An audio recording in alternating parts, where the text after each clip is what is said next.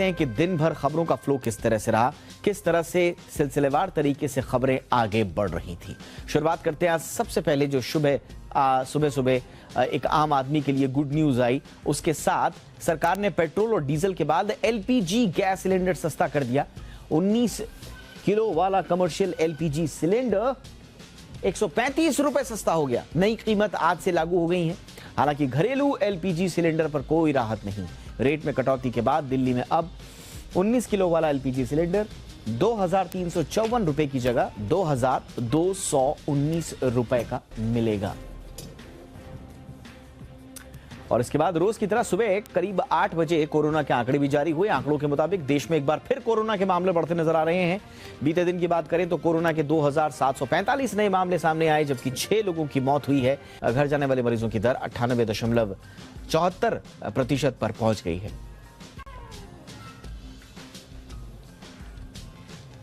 और इस बीच अयोध्या से बड़ी खबर आई। सीएम योगी आदित्यनाथ ने यहां बन रहे राम मंदिर के गर्भगृह की आधारशिला का पहला पत्थर रखा है। इसके बाद कई सालों से तराशे जा रहे पत्थरों का इस्तेमाल शुरू हो गया है। गर्भगृह का पत्थर रखे जाने के बाद सीएम योगी ने कार्यक्रम को संबोधित किया और कहा कि राम मंदिर भारत का राष्ट्र मंदिर होगा। उन्होंने कहा कि सैकड़ों वर्षों का इंतजार खत्म होने वाला है और तेजी से मंदिर के निर्माण का काम होगा। दोपहर करीब 12 बजे राहुल गांधी ने ट्विटर के जरिए मोदी सरकार पर निशाना साधा। राहुल गांधी ने जम्मू कश्मीर में हो रहे आतंकी हमलों को लेकर मोदी सरकार को घेरा। राहुल गांधी ने कहा कि एक तरफ घाटी में जवानों को मारा जा रहा है तो वहीं दूसरी तरफ बीजेपी मोदी सरकार के 8 साल का जश्न मनाने में व्यस्त है।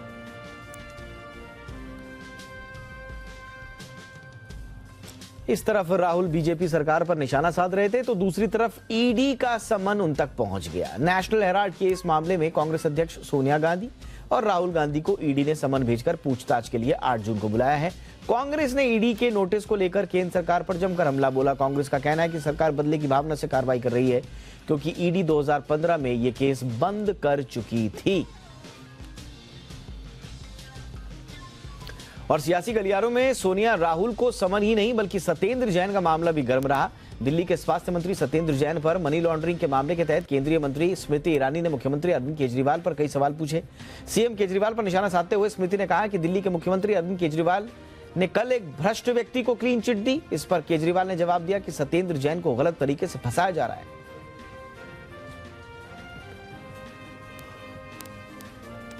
दिल्ली में सत्येंद्र जैन को लेकर सियासत की खबरें आ रही थी कि मुंबई से अनिल देशमुख को लेकर एक बड़ी खबर आ गई। मनी लॉन्ड्रिंग मामले में गिरफ्तार महाराष्ट्र के पूर्व गृह मंत्री अनिल देशमुख की मुश्किलें बढ़ने वाली है। उन पर 100 करोड़ की वसूली का आरोप लगाने वाले बर्खास्त पुलिस अधिकारी सचिन वजह को सरकारी गवाह बनने की मंजूरी सीबीआई ने दे दी है। वजह फिलहाल एंटीलिया विस्फोटक बरामदगी मामले में मुख्य आरोपी है। सचिन वजह के हवाले से मुंबई के पूर्व पुलिस कमिश्नर परमबीर सिंह ने आरोप लगाया था कि देशमुख ने वजह को मुंबई के बाहर से 100 करोड़ रुपए वसूली का टारगेट दिया था। तो दिन भर ये राजनीतिक गहमागहमी चलती रही और शाम आते आते वाराणसी में ज्ञानवापी मस्जिद के बाद धरहरा मस्जिद को लेकर विवाद शुरू हो गया। पंचगंगा घाट पर स्थित धरहरा मस्जिद में हिंदुओं को पूजा पाठ की इजाजत की मांग की गई है। इसको लेकर कोर्ट में वाद भी दायर किया गया है। याचिकाकर्ताओं का दावा है कि धरहरा मस्जिद की जगह बिंदु माधव धरहरा मंदिर था। इसे औरंगजेब के शासनकाल में तोड़कर मस्जिद बनवा दी गई।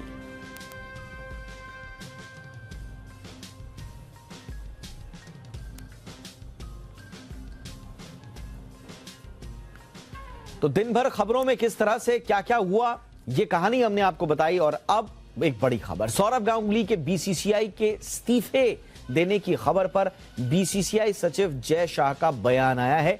जय शाह ने उस खबर का खंडन किया है जिसमें गांगुली के इस्तीफे देने की बात कही जा रही थी। बीसीसीआई ने गांगुली के इस्तीफे की खबर को गलत बताया है। आखिर क्यों गांगुली के इस्तीफे की बात उठी, क्यों बीसीसीआई को इसका खंडन करना पड़ा, पूरी डिटेल दे रही हैं मेरी सहयोगी पूजा मेहता। कोलकाता से हमारे साथ जुड़ रही हैं। कोलकाता से पूजा मेहता हमारे साथ जुड़ चुकी हैं। पूजा, बताइए क्या खबर है और बीसीसीआई की सफाई के बाद या खंडन के बाद क्या अब दादा के बीसीसीआई छोड़ने की अटकलों पर विराम लग गया है या बातें अभी भी बन रही हैं? देखिए प्रशांत, थोड़ी देर पहले ही बीसीसीआई प्रेसिडेंट सौरव गांगुली ने सोशल मीडिया पर एक क्रिप्टिक मैसेज किया और पोस्ट किया, और उस पोस्ट में लिखा था कि पिछले 30 सालों तक किस तरीके से उनके क्रिकेटिंग करियर को सपोर्टर्स ने उनको और फैंस ने उनको सपोर्ट किया है, लेकिन अब समय आ चुका है जहां वो कुछ नया शुरू करने वाले हैं और लोगों की मदद करेंगे, लोगों के लिए कुछ करेंगे, और उस वेंचर के लिए भी वो सपोर्ट मांग रहे थे।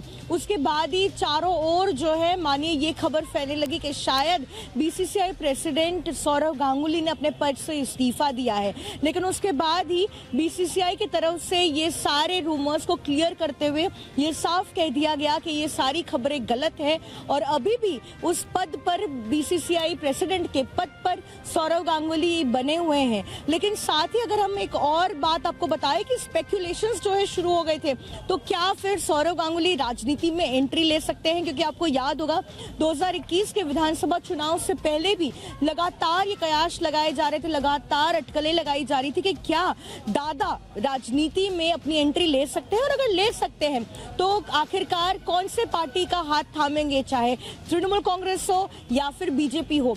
तो अभी भी जो है सस्पेंस भले ही जारी है कि आखिरकार उनका ये नेक्स्ट मूव क्या होने वाला है, लेकिन कुछ सूत्र हमें बता रहे हैं कि ये कोई नया वेंचर है उनका जो शुरू कर सकते हैं। लेकिन एक बात साफ हो चुकी है कि वो बीसीसीआई प्रेसिडेंट के पद पर अभी भी बने रहेंगे और इस्तीफा उन्होंने नहीं दिया है।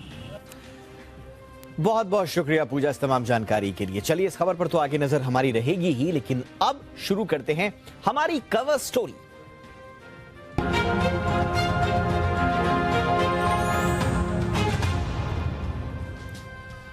और आज की कवर स्टोरी बड़ी दिलचस्प है। 2 दिन पहले भारत सरकार ने एक आंकड़ा जारी किया जिसके मुताबिक भारत का सबसे बड़ा ट्रेड पार्टनर अब चीन नहीं बल्कि अमेरिका हो गया है। लेकिन चीन को यह दावा रास नहीं आ रहा है। चीन ने दावा किया है कि अमेरिका नहीं बल्कि वो ही अभी भी भारत का सबसे बड़ा ट्रेड पार्टनर है। चीन ने अपने आंकड़ों का हवाला देते हुए दावा किया कि साल 2021-22 में चीन भारत का सबसे बड़ा व्यापार भागीदार रहा।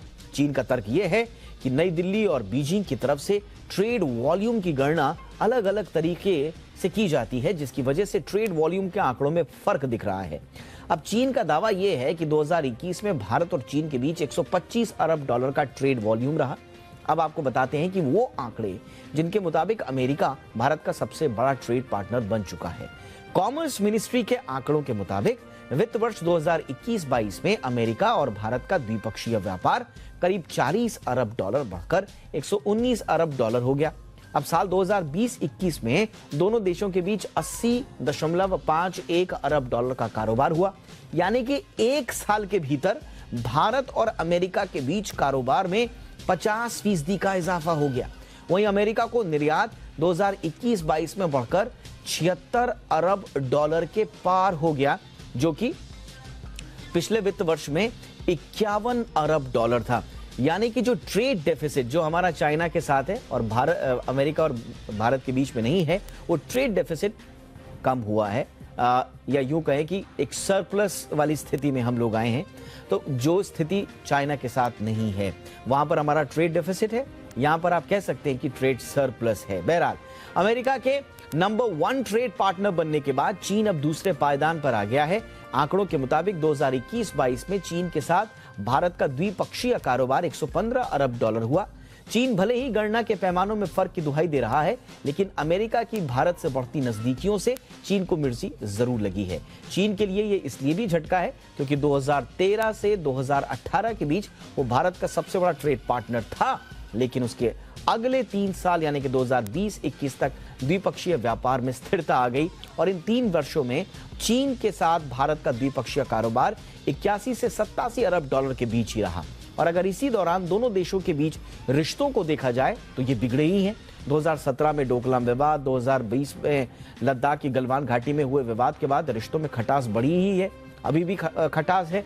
कोरोना के बाद बदलती भू राजनीतिक परिस्थितियों को देखते हुए भारत भी नए सिरे से कारोबारी रिश्ते बना रहा है और इसका परिणाम है कि क्वाड देशों में भागीदारी के साथ साथ भारत अब IPEF यानी कि इंडो पैसिफिक फ्रेमवर्क का भी जब उसका लॉन्चिंग हुआ तो वहां पर वो मौजूद रहा।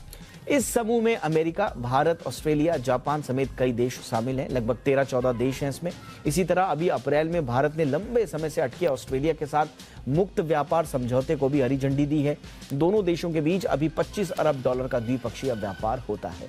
अब मुक्त व्यापार समझौते के बाद दोनों देशों के बीच कारोबार में तेजी आने की संभावना है और इसके बाद भारत जल्द ही ब्रिटेन के साथ भी मुक्त व्यापार समझौता करने की तैयारी में है। कई देश मेक इन इंडिया मुहिम का हिस्सा बनना चाहते हैं। America, Britain, Australia, Russia, Bharat ने सभी देशों के साथ अपने रिश्ते बेहतर किए हैं और यही वजह है कि दुनिया का हर देश भारत के साथ अपने द्विपक्षीय कारोबारी संबंध बनाना चाहता है, लेकिन चीन को यह बर्दाश्त नहीं। आपको जरा एक चर्चा से पहले एक आंकड़ा भी बताते हैं। जिस आंकड़े के पैमाने पर चीन ये नापतोल कर रहा है वो दरअसल जुड़ा है मार्च टू मार्च और जनवरी टू जनवरी। भारत और अमेरिका के, चीन का ये कहना है कि भारत और अमेरिका के बीच में जो पार्टनरशिप का आकलन, जो गणना की जा रही है वो मार्च टू मार्च की जा रही है, जबकि चीन में ऐसा नहीं होता। वहां पर जनवरी टू जनवरी जो नॉर्मल ईयर होता है वहीं पर उसी तरह की गणना होती है। तो वो कह रहा है कि जनवरी टू जनवरी का अगर आप आंकड़ा देखेंगे तो हमारे साथ भारत के कारोबारी रिश्ते अभी भी सबसे ज्यादा हैं बजाय अमेरिका के। सो बहरहाल हर कोई चाहता है कि भारत के साथ वो व्यापारिक रिश्ते आगे बढ़ाए और इसको एक तरह से अपनी उपलब्धि के तौर पर देखना चाहता है, लेकिन चीन की ये जो चिंता है कि उसकी ये जो गद्दी है ये कहीं खिसक कर अमेरिका के हाथ में न चली जाए, जो लिटरली जा भी चुकी है, उसके पीछे मायने क्या है राजनीतिक और कारोबारी, दोनों पर बातचीत करने के लिए इस वक्त मेरे साथ बेहद खास मेहमान जुड़ चुके हैं। पूर्व राजनयिक और विदेश मामलों के जाने माने जानकार अशोक सज्जनहार सर हमारे साथ जुड़ चुके हैं। एम्बेसडर सज्जनहार, बहुत बहुत स्वागत है सर आपका। Always a pleasure to have you on my show. Sir, चीन का ये जो बौखलाहट आप कहें कि भाई अमेरिका नहीं हम हैं, एक तरह से जलन सी सुगबुगाहट नजर आ रही है चीन की। क्या आकलन करते हैं आप इसका, चीन की स्थिति का? जी बहुत धन्यवाद। मुझे भी बहुत अच्छा लग रहा है बहुत समय बाद आपके शो पर आने के लिए। For me also it's always a great pleasure. तो आप बिल्कुल ठीक कह रहे हैं। देखिए, जब से गलवान में जो कॉन्फ्रंटेशन हुआ है जून 2020 में, जिसमें भारत के करीब 20 सैनिक शहीद हुए और हमने करीब अलग अलग आंकड़े हैं, 43 है, 65 है, 100 सैनिक हैं जो चीन के मारे गए। तो उसके बाद से चीन हमेशा यही कहता रहा है जो हमारा बॉर्डर पर जो कॉन्फ्लिक्ट है, बॉर्डर पर जो डिस्प्यूट है, उसको अलग रखिए और जो और आपके संबंध हैं उनको आप आगे लेकर जाइए। भारत ने कहा है जो बिजनेस एज यूजुअल नहीं हो सकता है, क्योंकि जब तक बॉर्डर में बिल्कुल एक शांति नहीं आएगी, ट्रैंक्विलिटी, पीस वहां पर एस्टैब्लिश नहीं होगी और आपके जो सैनिक आगे आ गए हैं अप्रैल 2020 की स्थिति पर अगर वो नहीं, जब तक नहीं जाएंगे तब तक बिजनेस एज यूजुअल नहीं हो सकता है। तो इस हिसाब से अगर देखा जाए तो हालांकि जैसे आपने बताया बड़ी अच्छी तरीके से, जो हमारा व्यापार पिछले 2-3 साल में चीन के साथ बढ़ा है, $100 बिलियन से ऊपर चला गया है। पहले 80-90 बिलियन डॉलर के वहां पर था, परंतु अमेरिका के साथ हमारा जो व्यापार है वो काफी तेजी से आगे बढ़ रहा है। और वो कुछ भी कहता रहे, देखिए स्टैटिस्टिक्स में आपकी तो चैनल इकोनॉमिक्स और बिजनेस की चैनल है और आपको मालूम है जो स्टैटिस्टिक्स को लेकर आप बहुत कुछ इधर उधर कर सकते हैं, जो कुछ बातें हैं, परंतु ये बिल्कुल एक ठीक बात है जो अमेरिका भारत का सबसे बड़ा ट्रेडिंग पार्टनर बन गया है। और अगर देखिए दो चीजें इसमें मैं कहूंगा, एक जो हमारा बैलेंस ऑफ ट्रेड है अमेरिका के साथ वो हमारी तरफ पॉजिटिव है, मतलब हम वहां पर जो निर्यात करते हैं वो ज्यादा है, आयात जो करते हैं वो कम है। तो इसीलिए आपको याद होगा जब डोनाल्ड ट्रंप वहां के राष्ट्रपति थे, वो हमेशा कहते थे ये हार्ले डेविडसन के ऊपर आप हमको टैरिफ में कमी करिए, हार्ले डेविडसन को हम एक्सपोर्ट करना चाहते हैं। हमने वहां से काफी कुछ लिया भी, हवाई जहाज लिए, वहां से तेल वगैरह लेना शुरू किया, परंतु हमारा पॉजिटिव बैलेंस ऑफ ट्रेड है। और जहां तक कि चीन का सवाल है वहां पर हमारा बहुत ही एडवर्स बैलेंस ऑफ ट्रेड है। हम करीब 25-20 बिलियन डॉलर वहां पर एक्सपोर्ट करते हैं और वहां से करीब 80-90 बिलियन डॉलर हमारे यहाँ हम इंपोर्ट करते हैं वहां से। तो वो हमारे लिए बड़ा नुकसानदेह है। हम जो चीजें अपनी, जैसे हम IT सर्विसेज या फार्मास्यूटिकल्स या और चीजें जो हम बड़े बड़े अच्छे सोफिस्टिकेटेड मार्केट्स में, यूरोप में, जापान में, अमेरिका में जो हम एक्सपोर्ट कर सकते हैं, वो चीन नहीं लेता है क्योंकि वहां पर वो नॉन टैरिफ बैरियर्स लगाए जाते हैं। बिल्कुल। दूसरी बात मैं एक इसमें और कहूंगा, जो अगर देखिए ये तो हम गुड्स की बात कर रहे हैं, ये तो जो पदार्थ है, परंतु अगर इसके साथ हम सर्विसेज भी ज्वाइन कर दें दीपक जी, तो उसमें भारत और अमेरिका कहीं और आगे पहुंच गया है। करीब 160 बिलियन डॉलर से ऊपर हमारा 2 दिन द्विपक्षीय ये जो व्यापारिक संबंध है 160 बिलियन डॉलर से ऊपर हो गया है। परंतु चीन बिल्कुल भी हमसे सर्विसेज इंपोर्ट नहीं करता है, हमारा उसके साथ सर्विसेज का ट्रेड बहुत कम है। तो इसीलिए अगर हम गुड्स और सर्विसेज का देखें तो ये जो दलील बना रहा है चीन, जो हम आगे हैं, हमारा नंबर पहले है, वो कहीं भी नहीं खड़ा होगा, क्योंकि अमेरिका और भारत का व्यापार बहुत आगे है इससे। हमने आखिरी बात में इसमें यही कहूंगा, जो दोनों देशों ने ये एक लक्ष्य बनाया है जो 2025 तक हम अपना जो द्विपक्षीय व्यापार है उसको 500 बिलियन डॉलर तक लेकर जाएंगे। और मैं उम्मीद करता हूं, जैसे आपने कहा, इंडो पैसिफिक इकोनॉमिक फ्रेमवर्क में भारत इसको ज्वाइन कर रहा है। हमने ऑस्ट्रेलिया के साथ अभी, मैं एग्जैक्टली सर इसी पॉइंट पे मैं आ रहा था, क्या IPEF हमारे लिए वो काम करेगा? क्योंकि कहा यह जाता है कि WTO की जो तमाम नीतियां हैं वो चाइना के पक्ष में बहुत बार झुकी रही हैं और WTO से बहुत चाइना को फायदा हुआ है। तो जो WTO ने चाइना के लिए किया, क्या IPEF हमारे लिए वो कर पाएगा?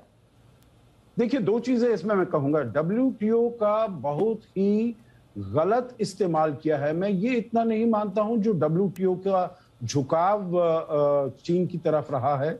जैसे आप कह सकते हैं WHO का, वर्ल्ड हेल्थ ऑर्गेनाइजेशन का, जब ये पैंडेमिक शुरू हुआ तो उसने it did not call out China और वो चाइना का साथ देता रहा। परंतु WTO में उसका बहुत ही state trading enterprises, state owned enterprises का उसने बहुत ही गलत नाजायज फायदा उठाया है। और इसीलिए 2001 से जब से वो WTO का मेंबर बना है, तब से आप देखिए उसका जो व्यापार है बहुत ही आगे बढ़ता जा रहा है।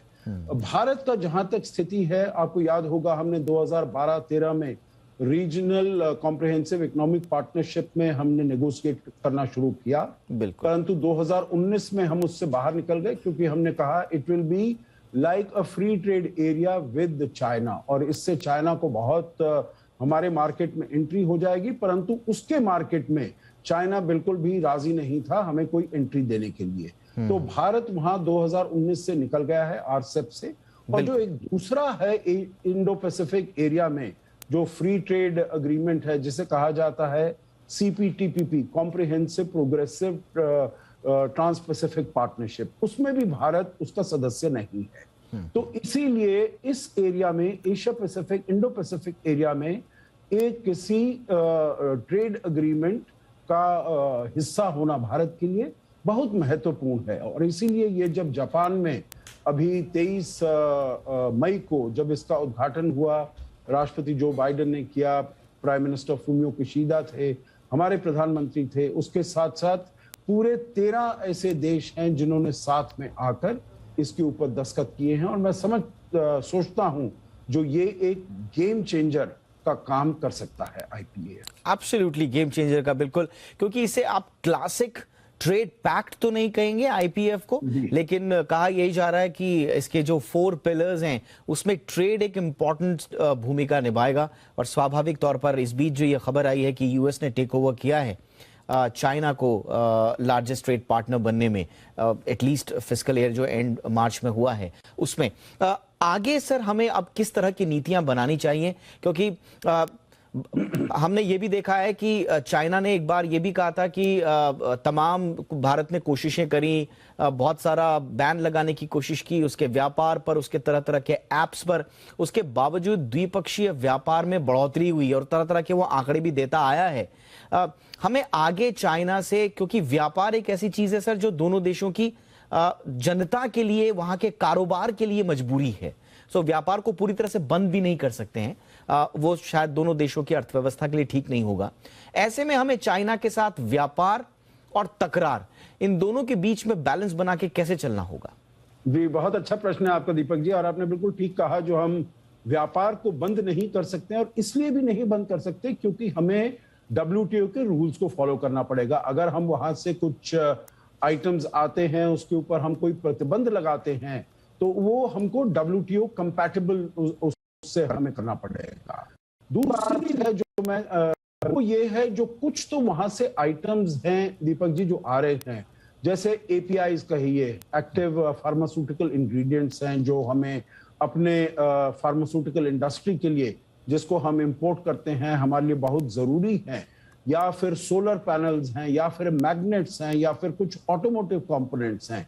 तो देखिए, जो इसेंशियल चीजें हैं जो कि हम यहाँ पर अपने देश में कंपेटिटिवली नहीं बना सकते हैं और किसी देश से भी नहीं मंगा सकते हैं, तो वो फॉर द टाइम बीइंग हम वहां से मंगाना उसको जारी रख सकते हैं, जिससे कि हमारे अपने यहाँ पर जैसे फार्मास्यूटिकल्स बनते हैं, सोलर पैनल्स बनते हैं वगैरह, उसमें हमारी जो कॉम्पिटिटिवनेस है, क्योंकि हमारा यहाँ पर लेबर कॉम्पिटिटिवली प्राइस्ड है, वो अच्छा है, वो चलता रहे। परंतु बहुत से ऐसे नॉन एसेंशियल आइटम्स भी हैं दीपक जी, जैसे प्लास्टिक गुड्स मंगाते हैं, प्लास्टिक बकेट्स मंगाते हैं, दोज आर नॉन एसेंशियल। उसमें कोई ऐसी टेक्नोलॉजी नहीं है जो कि हम अपने यहाँ पर बना सकते हैं। तो इसीलिए वो वाले जो सामान है उसको हमको अपने यहाँ बनाना चाहिए, उसको हमें चीन से नहीं लेना चाहिए, तो हमारा जो ट्रेड डेफिसिट है उससे भी कम होगा।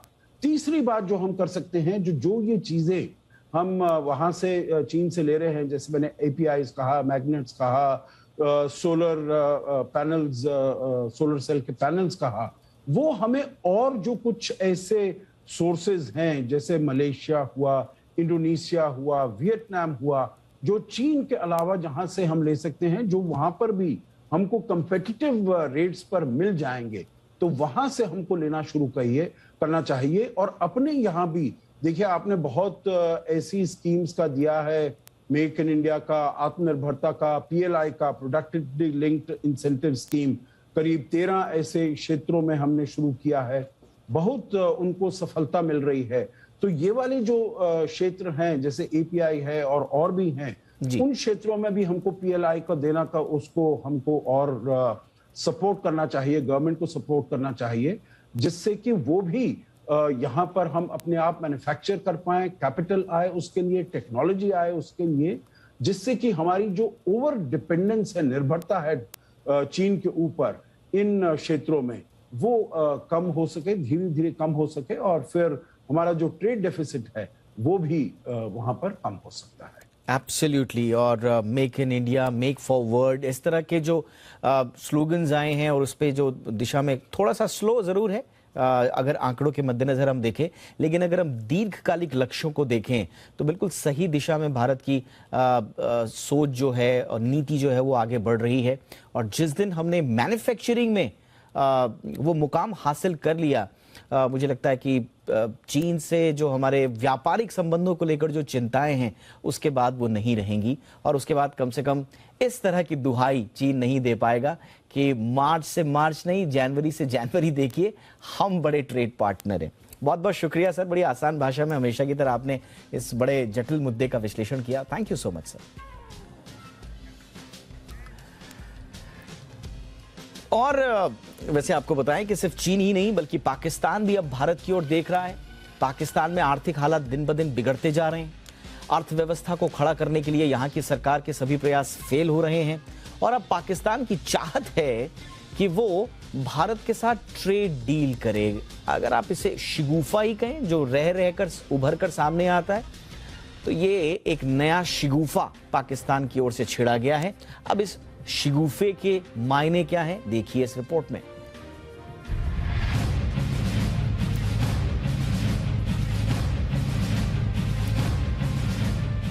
पाकिस्तान आज आर्थिक तंगी का शिकार हो चुका है।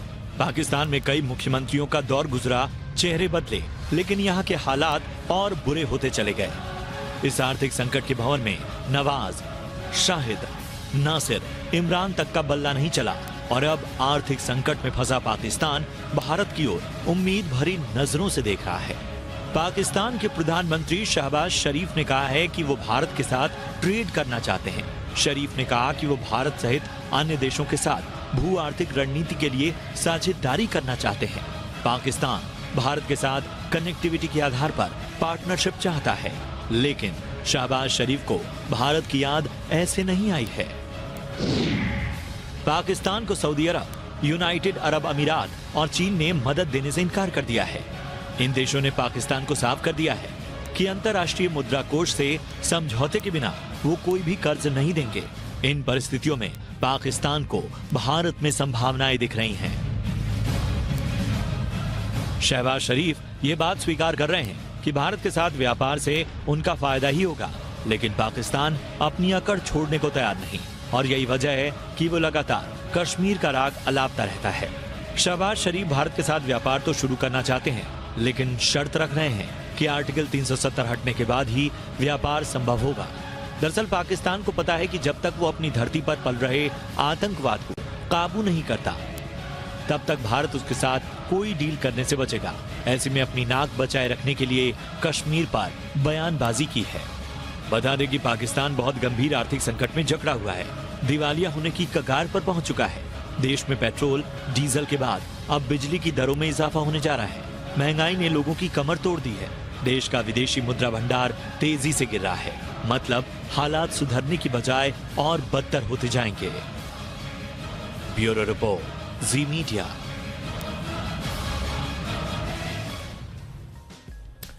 और पाकिस्तान के हालात तो बिगड़ते जा ही रहे हैं। उधर श्रीलंका में तो आर्थिक हालात पूरी तरह से बिगड़ चुके हैं और सुधार के सभी जतन फेल होते नजर आ रहे हैं। आर्थिक तंगी से जूझ रहे श्रीलंका में लोगों की जिंदगी बेहद मुश्किलों भरी हो गई है। लोगों के लिए एक एक दिन भारी हो रहा है।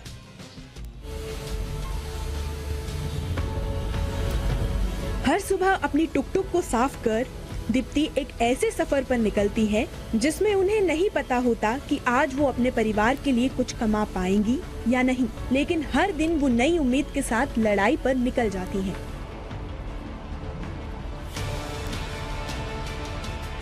आर्थिक तंगी से जूझ रहे श्रीलंका में हालात अब भी वैसे के वैसे हैं। तेल से लेकर खाने के सामान की कीमतों तक के दाम इतने ज्यादा बढ़ गए हैं कि लोगों को एक दिन का सामान भी खरीदने के लिए कड़ी मेहनत करनी पड़ रही है। टुक टुक की ये लंबी लाइन देखिए, ऐसा लगता है कि इनके लिए पूरे दिन अब सिर्फ एक ही काम है, वो है इंतजार।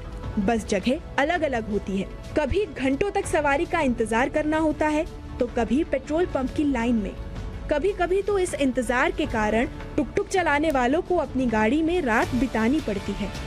श्रीलंका में हालात खराब होने से पहले ही टुक टुक वाले महीने में 25 से 30 हजार कमा पाते थे, लेकिन अब वो आमदनी भी आधी हो गई है। श्रीलंका में आर्थिक संकट के कारण तेल, घरेलू गैस, मिट्टी के तेल, दवाएं, किराने के सामान की भारी कमी हो गई है और इसके मद्देनजर कीमतें बढ़ती जा रही हैं। ब्यूरो रिपोर्ट, जी मीडिया। पाकिस्तान, श्रीलंका, बात पड़ोसियों की चल रही है तो नेपाल का जिक्र करना भी लाजमी है। नेपाल में विमान हादसे के बाद नियमों को और सख्त कर दिया गया है और अब मौसम साफ होने पर ही विमानन कंपनियों को उड़ान भरने की इजाजत मिलेगी। अब ये अब तक क्यों नहीं था ऐसा नियम वहां पर, ये थोड़ा सा समझ से परे है, लेकिन बहरहाल नेपाल ने तारा एयर विमान हादसे से सबक लेते हुए ये फैसला किया है, क्योंकि विमान हादसे की वजह खराब मौसम होना बताया जा रहा है। अब तक नेपाल का नागरिक विमानन प्राधिकरण उड़ान शुरू होने के स्थान और डेस्टिनेशन पर मौसम साफ होने पर उड़ान भरने की अनुमति दे देता था, लेकिन अब उड़ान के पूरे रास्ते मौसम पर नजर रखी जाएगी। मौसम साफ होने पर ही उड़ान की इजाजत मिलेगी।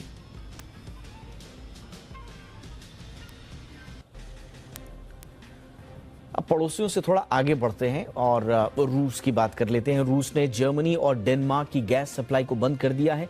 रूस की गैस कंपनी गजप्रोम ने यह कहा है कि मौजूदा हालात को देखते हुए वो डेनमार्क की एनर्जी कंपनी ऑस्ट्रेड की गैस सप्लाई रोक रही है। साथ ही जर्मनी की शेल एनर्जी कंपनी को भी गैस की डिलीवरी बंद वो कर रही है। रूसी कंपनी ने कहा है कि जब तक इन देशों के साथ पेमेंट का विवाद सुलझ नहीं जाता तब तक गैस सप्लाई शुरू नहीं होगी। इससे पहले जर्मनी और डेनमार्क की दोनों कंपनियों ने रूसी कंपनी गजप्रोम को टेलीग्राम के जरिए संदेश भेजकर कहा था कि वो रूबल में पेमेंट करना जारी नहीं रख पाएंगे और इसके बाद रूसी कंपनी ने सप्लाई बंद कर दी।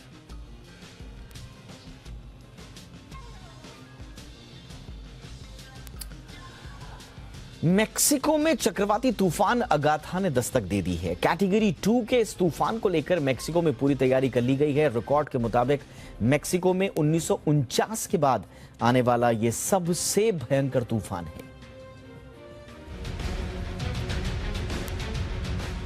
130 किलोमीटर प्रति घंटे की रफ्तार से चल रही हवाएं,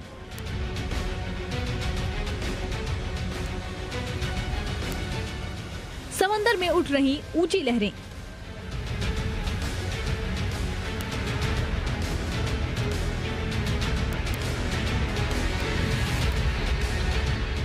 ये तस्वीरें कैटेगरी 2 के उस तूफान की हैं जिसने मेक्सिको के दक्षिणी किनारे पर दस्तक दी है। मंगलवार को अगाथा तूफान मेक्सिको के पैसिफिक कोस्ट पर पहुंचा। तूफान के किनारे पर पहुंचने के साथ ही चियापास, वेराक्रूज, टबास्को समेत कई इलाकों में तेज बारिश शुरू हो गई। ओक्साका इलाके में 10 से 16 इंच तक बारिश होने का अनुमान है। मेक्सिको के पैसिफिक कोस्ट पर इस तूफान का सबसे ज्यादा असर दिखाई दिया। हालांकि इन इलाकों से पहले ही लोगों को सुरक्षित जगहों पर भेज दिया गया था। 26,000 लोगों के लिए आसपास के इलाकों में 200 से भी ज्यादा शेल्टर तैयार किए गए हैं। Era necesario proteger todas las partes vulnerables, sobre todo donde había edificios con cristales. Ahorita estamos protegiendo todo, sobre todo los que vienen de parte de la playa. Pues resguardamos a todos los huéspedes en una habitación vista hacia la calle, por lo que en vista al mar está un poco fuerte el viento y un poco el oleaje.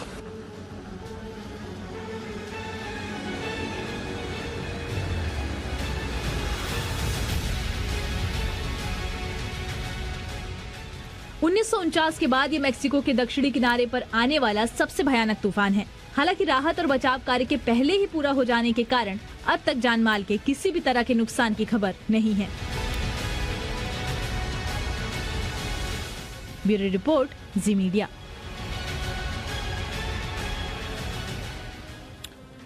Belgium से भी खबर ले लेते हैं। यहां रविवार को बयार्ड street की परेड में हजारों की संख्या में लोगों ने हिस्सा लिया। इस परेड में वैसे तो कई ऐतिहासिक झांकियां दिखाई गईं, लेकिन इसका मुख्य आकर्षण रहा 5 मीटर ऊंचा एक घोड़ा।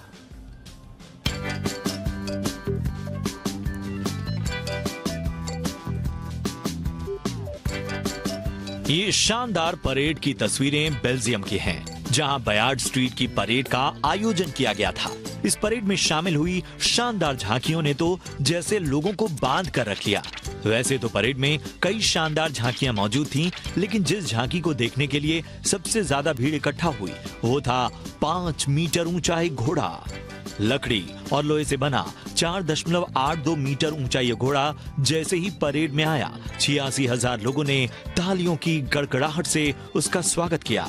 इस घोड़े का वजन करीब 1 टन बताया जा रहा है, जिसे 12 लोगों की एक टीम कंधों पर उठाकर परेड में चल रही थी। 10 साल में एक बार होने वाली ये परेड 2018 में होनी थी, लेकिन कोरोना के कारण इसे 2 साल तक टाल दिया गया। अब इस परेड का अगला आयोजन 2030 में होगा। ब्यूरो रिपोर्ट, जी मीडिया। ब्रेक के बाद एक और ऐसी ही इंस्पायरिंग कहानी, कैसे एक नेत्रहीन ने साइकिलिंग कर लोगों का दिल जीता। बताएंगे ये पूरी कहानी और इसके साथ साथ बात बाजार की और कुछ और खबरों पर नजर। देखते रहिए इंडिया 360।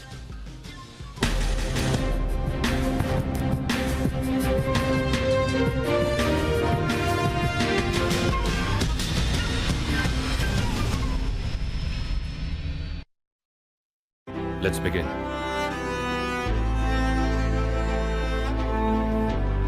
ये पावर है बढ़ते कदमों की। हर देश ये टेक्नोलॉजी खरीदना चाहेगा, इसे लेना पसंद करोगे? जिसका पहला हक बनता है। भैया, जो कदम इस जमीन से जुड़े रहे, अब वही करेंगे इस देश को रोशन।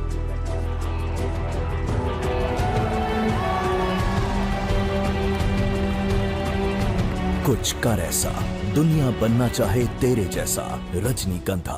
माल पूरा है? हाँ सर। मम्मी चेक कर लो। पूरा है। पापा टाइम पे है? अपोलो से है सर। थैंक्स। हाँ, पापा के बीपी का इशू है, So every medicine has to be on time. Health के मामले में श्योर रहना जरूरी है, इसीलिए पाएं अपनी पूरी प्रिस्क्रिप्शन की डिलीवरी सिर्फ 2 घंटे में डायरेक्ट अपोलो से। Download Apollo 24/7 now. हर देश ये टेक्नोलॉजी खरीदना चाहेगा, किसे देना पसंद करोगे? जिसका पहला हक बनता है भैया, जो कदम इस जमीन से जुड़े रहे अब वही करेंगे इस देश को रोशन।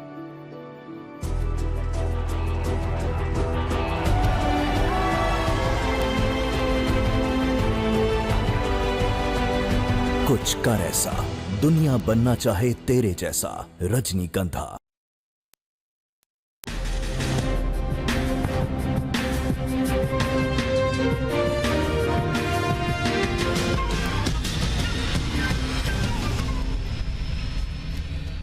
ब्रेक के बाद आपका स्वागत है। जून का महीना अब आपको महंगाई की नई गर्मी से झुलसाने वाला है। महीने की शुरुआत के साथ ही आपकी जेब से जुड़े कई अहम बदलाव हुए हैं। इंश्योरेंस से लेकर होम लोन तक कई मोर्चों पर बदलाव हुए हैं और ये बदलाव आपकी जेब पर भारी पड़ सकते हैं। पूरी डिटेल इस रिपोर्ट में।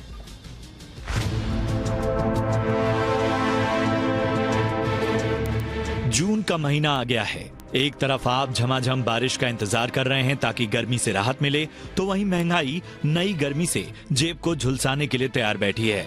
1 जून से कई बदलाव हुए हैं और इन बदलावों का आपकी जेब पर सीधा असर पड़ने वाला है।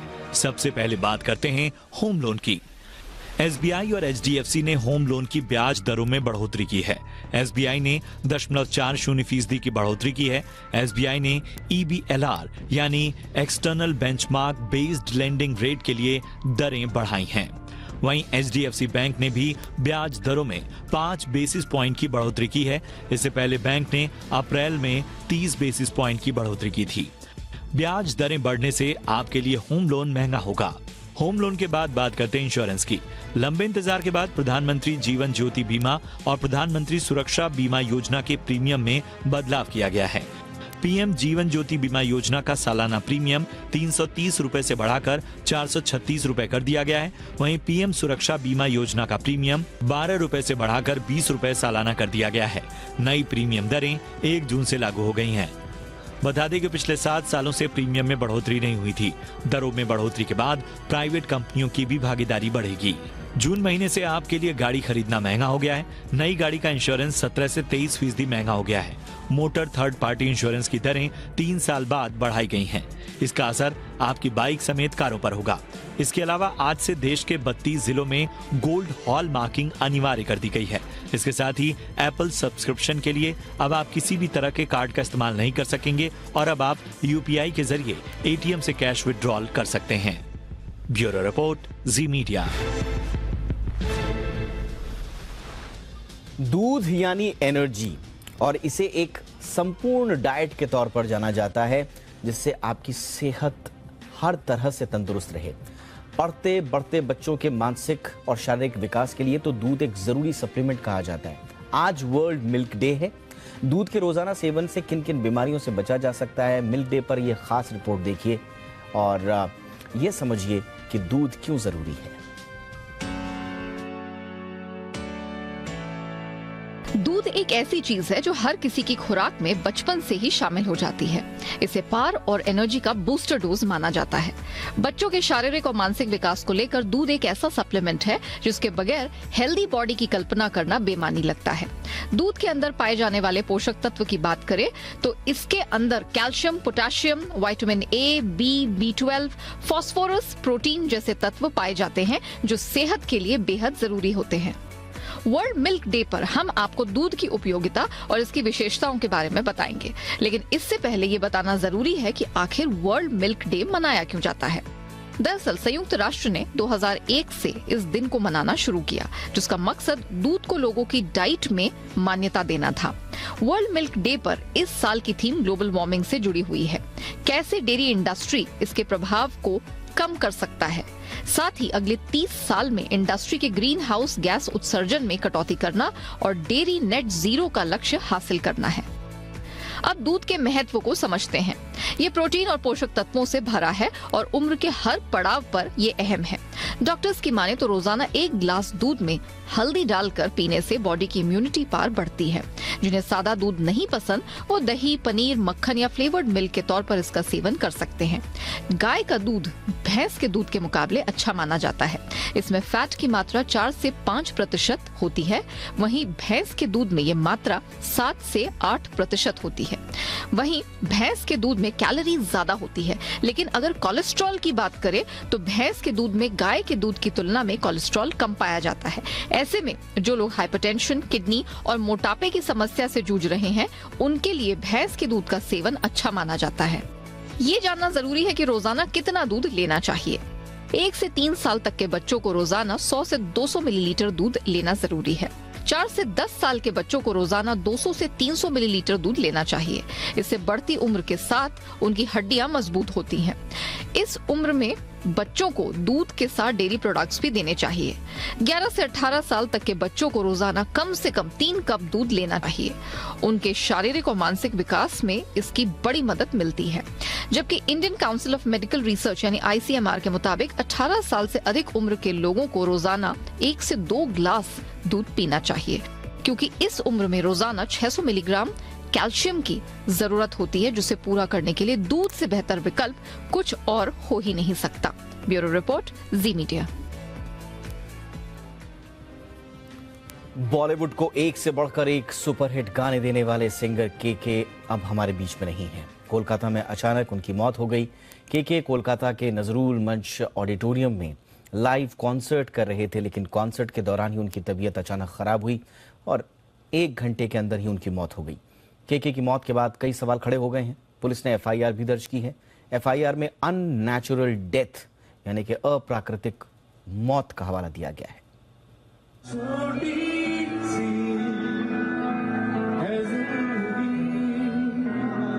मशहूर सिंगर कृष्ण कुमार कुन्नत यानी के नहीं रहे। बीती रात कोलकाता में एक कॉलेज में कॉन्सर्ट के बाद उनकी मौत हो गई। के इस कॉन्सर्ट में अपना सबसे मशहूर गाना गा रहे थे, याद आएंगे ये पल।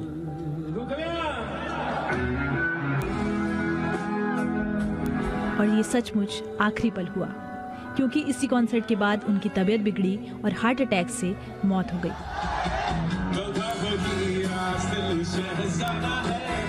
जब कॉन्सर्ट चल रहा था तो के बिल्कुल अच्छे दिख रहे थे और अपना पसंदीदा गाना गा रहे थे। हालांकि कॉन्सर्ट के दौरान बार बार गर्मी और बंद हॉल में उमस की वजह से वो पानी पी रहे थे और चेहरे पर पसीने को साफ कर रहे थे। इसी कॉन्सर्ट के बाद जब वो होटल पहुंचे तो अस्वस्थ महसूस कर रहे थे। इसके बाद रात 10 बजे उन्हें अस्पताल ले जाया गया, जहां उन्हें मृत घोषित कर दिया गया। अभी तक की जानकारी के मुताबिक के की मौत की वजह हार्ट अटैक बताई जा रही है। के की मौत के बाद फिल्म इंडस्ट्री हो या राजनेता या क्रिकेट स्टार, सभी दुख व्यक्त कर रहे हैं। मशहूर गायक और TMC विधायक बाबुल सुप्रियो के की मौत की खबर सुनते ही तुरंत अस्पताल पहुंचे।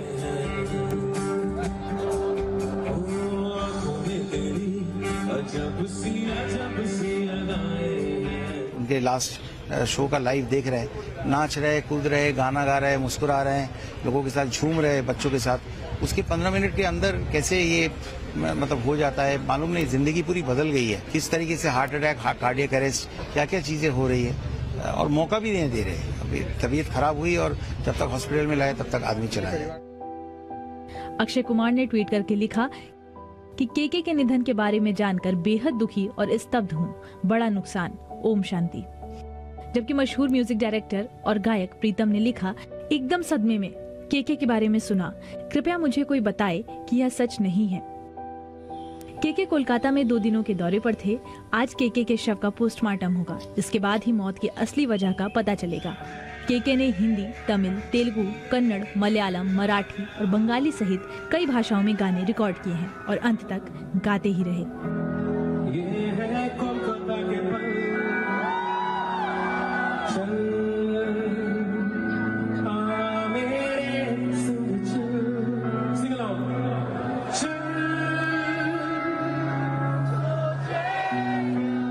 ब्यूरो रिपोर्ट, जी मीडिया।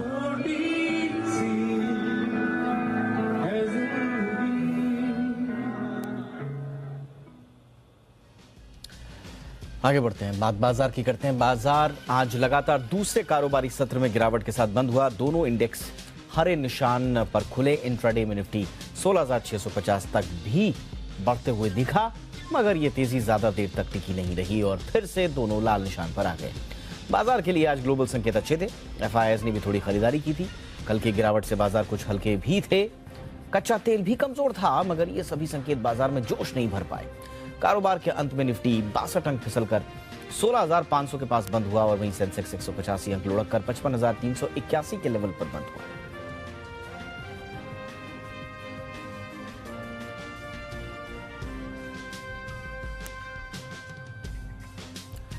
और मार्केट में आज कहां सबसे ज्यादा एक्शन देखने को मिला, ये बताने के लिए इस वक्त हमारे साथ जुड़ रहे हैं मेरे सहयोगी वरुण दुबे। वरुण, बताइए आज मार्केट का एक्शन। देखिए, फिर से एक वॉलेटाइल ट्रेडिंग सेशन जो है वो भारतीय बाजारों में देखने मिला है। दिन भर उतार चढ़ाव के साथ कामकाज हुआ और इस उतार चढ़ाव के बीच में लगातार दूसरा दिन है जब भारतीय बाजार लाल निशान में बंद हुए हैं। नो डाउट ग्लोबल बाजारों से ज़्यादा सहारा नहीं था। यूएस के मार्केट्स में भी काफ़ी वॉलेटिलिटी थी, एशियन मार्केट्स में भी वॉलेटिलिटी थी और उसी का इम्पैक्ट जो है भारतीय बाजारों में भी हुआ है। और इनफैक्ट अगर आप देखेंगे तो दिन के दौरान तो हम एक दायरे में काम कर रहे थे। सेकेंड हाफ में ज़्यादातर अगर आप देखेंगे तो प्रेशर जो है वो काफ़ी हद तक बढ़ा, लेकिन आखिरी आधे घंटों में बैंक निफ्टी से जो सहारा मिला उसके चलते बैंक निफ्टी जो है वो कम से कम हरे निशान में बंद हुआ है। वहीं जिन स्टॉक्स ने प्रेशर बनाया उसमें कुछ हद तक देखिए ऑटो काउंटर्स में बजाज ऑटो था जहां से प्रेशर आया। नंबर्स के बाद यहां पे गिरावट देखने मिली। Apollo hospital, Tech Mahindra, Bajaj Finserv जैसे काउंटर्स से यहां पे प्रेशर आज के ट्रेडिंग सेशन में साफ देखने मिला है। मेटल काउंटर्स में दोनों तरफ के ट्रेड देखने मिले, खासकर जो एल्यूमिनियम काउंटर्स है जैसे कि नाल्को, वहाँ पे अच्छी खासी गिरावट देखने मिली। इसके अलावा पेज इंडस्ट्रीज, CDSL कल की तेजी के बाद आज यहाँ मुनाफा वसूली थी। इंडाबुस रियल एस्टेट में भी अच्छा खासा दबाव था। फोकस में GIC जैसे काउंटर्स थे क्योंकि जो प्रीमियम बड़ा है जनरल इंश्योरेंस का, स्पेशलिटी रेस्टोरेंट क्योंकि जो सिलेंडर के दाम कम हुए हैं कमर्शियल सिलेंडर्स के, उसका इम्पैक्ट यहाँ देखने मिला। एस्ट्रेल CLSA ने अपडेट किया, उसका इम्पैक्ट हुआ और डेल्टा कॉप में अच्छा खासा दबाव था क्योंकि दिग्गज निवेशक राकेश झुनझुनवाला ने यहाँ पे हिस्सा बेचा है, उसका असर इस काउंटर पे देखने मिला। इसके लिए लाल निशान में यहाँ क्लोजिंग देखने मिली। हमारे चैनल पे जो टॉप कॉल्स दिए गए उसमें देखिए भारत डायनेमिक्स लगातार दूसरा दिन है जहाँ पे यहाँ तेजी देखी गई है। ICICI Pru, MNP industries, vinyl chemical जैसे काउंटर्स से जहाँ पे आपको खरीदारी की सलाह दी गई थी और यहाँ पे बेहतरीन तेजी देखी गई है। टॉप गेनर्स की बात करें तो निफ्टी में JSW स्टील जैसे काउंटर्स से जहाँ पे अच्छी खासी तेजी थी। कोटक बैंक आखिरी घंटों में कुछ खरीदारी यहाँ देखने मिली। BEL, HL जैसे काउंटर से जहाँ पे जम की खरीदारी देखी गई है। वहीं कैश में अगर आप देखेंगे तो टिमकेन इंडिया लाइफ हाई पे ट्रेड कर रहा है। रेमंड आज इसने 1000 रुपये के आसपास का लेवल जो है उसको पार किया है। वहीं हैप्पीएस्ट माइंड, पॉलीप्लेक्स जैसे कुछ काउंटर्स है जहाँ पे अच्छी खासी खरीदारी देखने मिली है। तो वैसे तो दोनों तरफ के ट्रेड्स आपको देखने मिले हैं, लेकिन शुरुआती ट्रेडिंग सेशन में थोड़ा कंसोलिडेशन देखने मिला, लेकिन उसके बाद वॉलेटिलिटी जो है वो मार्केट में काफ़ी हद तक बढ़ते हुए नजर आई और लगातार दूसरा दिन है जब मार्केट्स लाल निशान में बंद हुए हैं।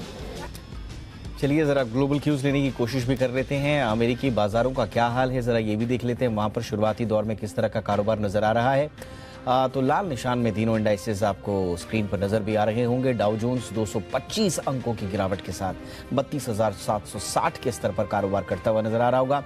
नैस्डैक आप देखिए हल्की गिरावट, 36 अंकों की गिरावट के साथ 12,042 के स्तर पर कारोबार करता हुआ नजर आ रहा है और तकरीबन 1% गिरावट के साथ S&P भी 4,100 के आसपास कारोबार करता हुआ नजर आ रहा है। तो गिरावट सुस्ती का दौर अमेरिकी बाजारों में शुरुआती कारोबार में। आइए विकास सेठी जी का रुख करते हैं जो कि सेठी फिनमार्ट के MD हैं। विकास सर, बहुत बहुत स्वागत है सर आपका। सर कल का चाल किस तरह की रहने वाली है?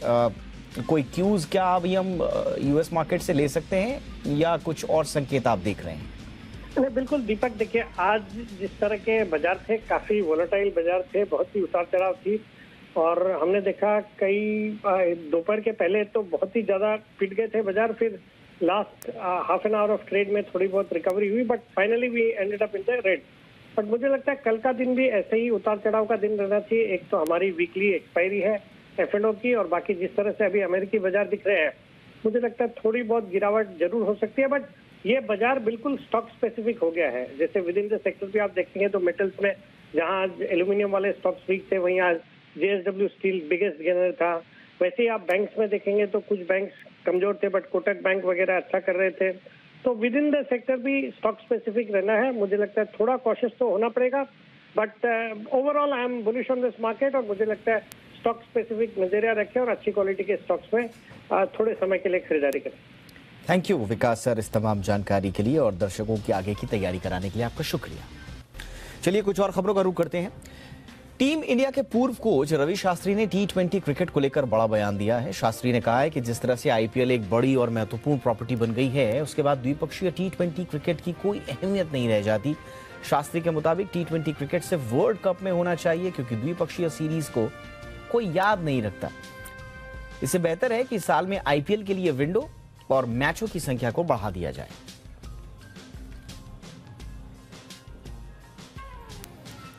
भारतीय हॉकी टीम ने एशिया कप का ब्रॉन्ज मेडल जीत लिया है। बुधवार को तीसरे स्थान के लिए खेले गए मुकाबले में भारत ने जापान को 1-0 से हराया। मैच का इकलौता गोल राजकुमार पाल ने किया। सुपर 4 के अपने आखिरी मैच में साउथ कोरिया के साथ मुकाबला 4-4 की बराबरी पर खेलने के कारण भारतीय टीम फाइनल में नहीं पहुंच सकी। उस मैच में भारत के लिए जीत हासिल करना जरूरी था। फाइनल मुकाबला साउथ कोरिया और मलेशिया के बीच खेला जाएगा। 2 महीने तक चले IPL के बाद एक बार फिर से इंटरनेशनल क्रिकेट की वापसी हो रही है, जहां एक नया वर्ल्ड रिकॉर्ड टीम इंडिया का इंतजार कर रहा है। 9 जून से भारत साउथ अफ्रीका के बीच 5 मैचों की घरेलू T20 सीरीज शुरू होनी है। पहला मुकाबला दिल्ली में खेला जाएगा। इस मैच को जीतकर टीम इंडिया की नजरें लगातार सबसे ज्यादा T20 मैच जीतने के वर्ल्ड रिकॉर्ड पर होगी। भारत अभी तक लगातार 12 T20 मैच जीत चुका है और फिलहाल अफगानिस्तान और रोमानिया के बराबर खड़ा है। इंग्लैंड ने 2 जून से न्यूजीलैंड के खिलाफ शुरू हो रही 3 मैचों की टेस्ट सीरीज के पहले मैच के लिए अपने प्लेइंग 11 घोषित कर दी है। इस मैच में डरहम के तेज गेंदबाज मैथ्यू पॉट्स ने अपना डेब्यू करते हुए वो नजर आएंगे और दोनों अनुभवी तेज गेंदबाज जेम्स एंडरसन और स्टुअर्ट ब्रॉड भी टीम में लौट आए हैं। पहला टेस्ट मैच कल से लॉर्ड्स में शुरू होना है।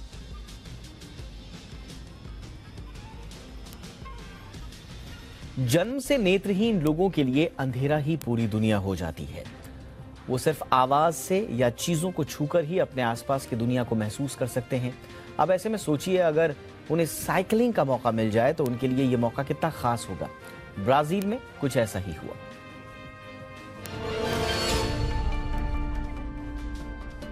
इकतीस मई 2022 की तारीख मारिया डेल्फिना डाकोस्टा के लिए कभी न भूलने वाला दिन बन गया, क्योंकि इस दिन मारिया ने पहली बार साइकिल चलाई।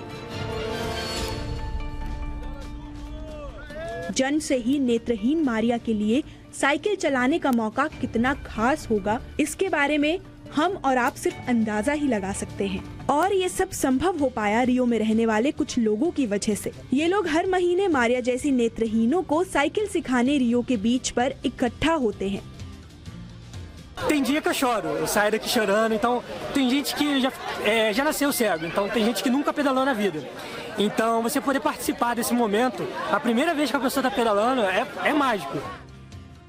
साइकिल सिखाने वाले इन वॉलंटियर्स का कहना है कि वो साइकिलिंग के दौरान लगातार नेत्रहीनों को गाइड करते रहते हैं और उन्हें साइकिल चलाने से लेकर आसपास की चीजों के बारे में बताते रहते हैं, ताकि अपने इस खास अनुभव को पूरी तरह से महसूस कर सके। Durante o passeio, a gente faz uma audiodescrição. Então a gente vai descrevendo por tudo que a gente vai passando. Se tem gente acampando, se tem gente jogando futebol, se tem gente caminhando. E isso traz uma imersão pro pedal, porque a pessoa já não enxerga. Então com isso ela pode participar melhor do pedal. Cycling के इस खास अनुभव को साझा करते हुए मारिया कहती है कि अब वो आजाद महसूस कर रही हैं। Maravilhosa, sensacional, entendeu? É uma coisa que a gente uma das coisas. Maria जैसे नेत्रहीन जो दुनिया को सिर्फ छूकर ही महसूस कर सकते हैं, उनके लिए साइकिल चलाने का अनुभव कैसा होगा, शब्दों में कहना बेहद मुश्किल है। ब्यूरो रिपोर्ट, जी मीडिया।